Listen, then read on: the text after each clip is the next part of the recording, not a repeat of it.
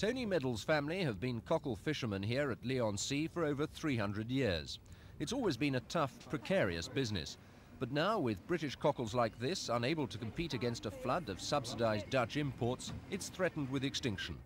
And whereas in the past the Leigh fishermen managed to sail through the market doldrums by simply switching their attention to the estuary's cod, haddock and whiting, the EEC has now put paid to even that alternative, designating those fish as pressured stock, which under new rules introduced this year can only be fished with a licence.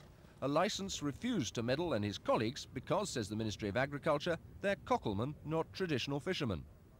Admittedly, Meddle could get a pressured stock licence by buying another boat, since the licences apply to vessels rather than their owners. But then, he says, who would buy the unlicensed boat he already owns and which is now forced to stand idle? The only other choice is to stand and fight to preserve a very personal birthright.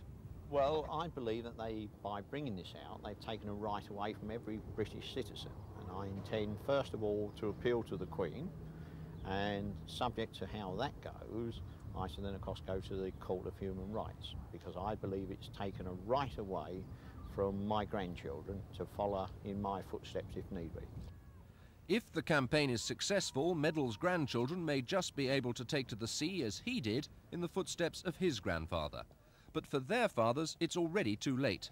Tony's 3 sons, who once worked for him, have already been forced to quit. 2 are still without work, and the 3rd, although employed, looks like staying ashore for good. Stephen Chambers at Leigh-on-Sea for Thames News.